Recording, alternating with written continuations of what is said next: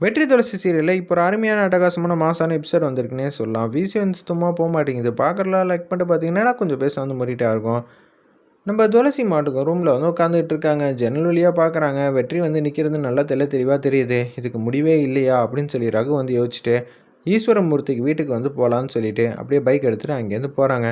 போங்க போங்க, நீங்கள் என் வீட்டுக்கு போயிட்டு எங்கள் அப்பா கிட்ட தான் சொல்லிகிட்டு இருக்கீங்க நல்லாவே தெரியுதுன்னு சொல்லிட்டு யோசிச்சுட்டு இருக்காங்க. நம்ம வெற்றி இதுக்கெல்லாம் நான் அசைய போகிறதே கிடையாது அப்படின்னு சொல்லிட்டு இருக்கிறப்ப வண்டியிலேருந்து இறங்குறாங்க. யோ ஈஸ்வரமூர்த்தி, வெளியில் வாயா, என்னையா நினச்சிக்கிட்டு இருக்க, என்னையா புள்ளைய வளர்த்து வச்சுருக்க, அவன் உங்கள் வீட்டு மரியாதை போச்சுன்னா நாங்கள் எதுக்குப்பா கவலைப்பட போகிறோம், அவசியம் இல்லை தேவையும் இல்லை, எங்கள் வீட்டு வாசலில் வந்து உட்காந்துக்கிட்டு இருக்கான், நீ சொன்னாதான் உன் புள்ள கேட்பான்ல, மரியாதையா அவனை கூப்பிட்டுக்க, இல்லைன்னு வச்சுக்கேன் அவ்வளோதான் அப்படின்னு சொல்லும்போது, எதுவாக இருந்தாலும் வீட்டுக்குள்ளே போய் பேசலாமா அப்படின்னு சாப்பிட்டா வந்து சொல்கிறாங்க ஈஸ்வரமூர்த்தி. இதுதான் பெரிய மனுஷனுக்கு அழகு. சரி வாங்கன்னு சொல்லிட்டு உள்ளே போனோன்னே கன்னத்திலே வந்து பலாருன்னு அடிக்கிறாங்க. என்னடா நினச்சிக்கிட்டு இருக்க, நீ கூப்பிட்டு வச்ச ஆள் மாதிரி என்ன வந்து பேசிக்கிட்டு இருக்க, நான் யார் தெரியுமா, நான் எந்த இடத்துல இருக்கேன்னு தெரிஞ்சிருந்தோம் ஏன் முன்னாடி என் வீட்டுக்கு வந்து சத்தம் போட்டு பேசிகிட்டு இருக்க, எனக்கு இன்னொரு முகம் இருக்குடா, நீ தேவலாம் பிரச்சனை பண்ணிகிட்டு இருக்க, அவ்வளோதான் சொல்லுவேன், மரியாதையாக சத்தமே போடாமல் இங்கேருந்து போயிடு, இல்லைன்னு வச்சுக்கிங்க அதுக்கப்புறம் நான் என்ன செய்வேன் ஏது செய்வேன்னு எனக்கே தெரியாதுங்கிற மாதிரி மாசா வந்து பேசிக்கிட்டு இருக்காங்க. வேறு லெவலில் இருந்துச்சுன்னே சொல்லலாம் அந்த சீன்லாம். ஒரு பக்கம் இது எல்லாத்தையும் வந்து வீட்டில் யார்ட்டையும் சொல்ல முடியாது, நான் அடி வாங்கின விஷயத்தெல்லாம் சொல்ல முடியுமா, இது எல்லாத்துக்கும் காரணம் இவனுக்கு தீபான்னு ஒரு பொண்ணு இருக்கால்ல, அவளை திருப்பி அடித்தா மட்டும்தான் உண்டுன்னு சொல்லிட்டு, இரியா பெரிய மனுஷா, நான் இப்போ உன் பொண்ணை வீட்டிலேருந்து திருப்பியும் இந்த வீட்டுக்கு வந்து அனுப்பிச்சி வைக்க போகிறேன், அதுக்கப்புறம் என்ன ஏதுன்னு பார்த்துக்கலாங்கிற மாதிரி சொல்கிறாங்க. அந்த இடத்துல மனசில் நினச்சிட்டு ரகு மாட்டுக்கு வீட்டுக்கு வேக வேகமாக வந்துக்கிட்டு இருக்காங்க. வந்த உடனே தீபா, என்ன உன் தம்பி இன்னமும் போக மாட்டேங்கிறான், நீ இங்கே உட்காந்து வந்து பிரச்சனை பண்ணிகிட்டு இருக்க, மரியாதையா உன் தம்பியை போக சொல்லு, இல்லைனா நீ இந்த வீட்டை விட்டு போ அப்படின்னு சொல்லும்போது கடுப்பாயிட்டாங்க கேசவன். டேய் அதுக்கு எதுக்குடா என் பொண்டாட்டியை வீட்டை விட்டு அனுப்புறதுக்கு நீ யார்றா அப்படின்னு சொல்லும்போது, பேசாதீங்கப்பா ஒரு பிரச்சனை போதும்ப்பான்னு சொல்லி நம்ம சிவராமன் வந்து மல்லு கட்டுறாங்க.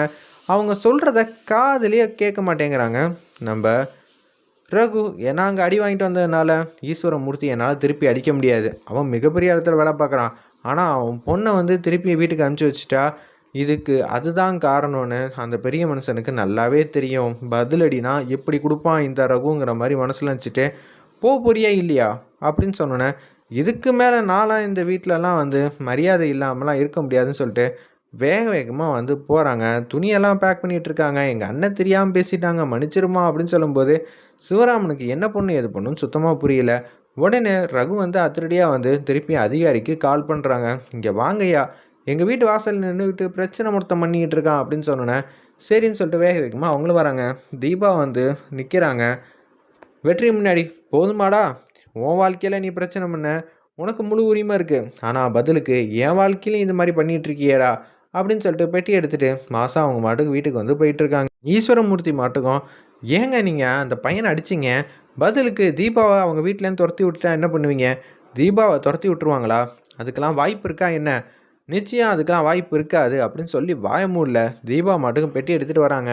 அப்பா ரகு வந்து இங்கே பேசினாரா, என்ன சொன்னீங்க, எங்கே பேச விட்டாரு, கன்னத்திலே பலாருன்னு அடித்தாங்க, ரகுவே அடிச்சிட்டிங்களா, அதனால தான் அந்த கோவத்தை என் மேலே காட்டினாரு, என்ன ஒன்று அடிச்சிட்டாரா, சேச்சே என்னெல்லாம் வந்து அடிக்க முடியுமா, அதுக்கெல்லாம் வாய்ப்பு இல்லை, வீட்டை விட்டு போக சொல்லிட்டாப்புல, அதுக்கான காரணம் இதுதானா, எனக்கு தெரியாமையே போச்சேன்னு சொல்லி உச்சக்கட்ட கோவத்தில் வந்து இருக்காங்க. அந்த இடத்துல நம்ம என்னடா அது சத்திய சோதனையாக இருக்கேங்கிற மாதிரி தான் யோசிச்சுட்டு இருக்காங்க நம்ம ஈஸ்வரமூர்த்தி. நம்ம ஒன்று நினச்சா அது ஒன்று நடக்குதுன்னு அதிகாரிங்கெல்லாம் வராங்க.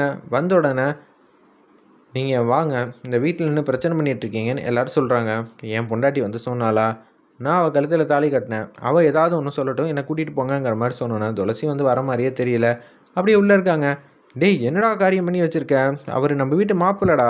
ஓ அந்த நினப்பெல்லாம் இருக்கா, நானும் இத்தனை நாளாக வந்து வெற்றி பாவம் மாப்பிள்ளைன்னு தான் நினச்சேன், ஆனால் அந்த வீட்டில் இருக்கிறவங்க நம்மளை 10 பைசா கூட மதிக்க மாட்டேங்கிறாங்க, அது மட்டும் இல்லாமல் அவங்கக்கிட்டலாம் பேசி புரிய வைக்கவே முடியாது, நம்ம பாஷையில் பேசினா மட்டும்தான் உண்டு, அதனால தான் வர சொல்லியிருக்கேன், நீங்கள் மாட்டும் கூட்டிகிட்டு போங்க அப்படின்னு சொல்லும்போது, துளசி என்னை கூட்டிகிட்டு போகிறாங்கம்மா அப்படின்னு சொல்லி கெஞ்சும்போது சிவராமனுக்கு ஒன்றுமே புரியல.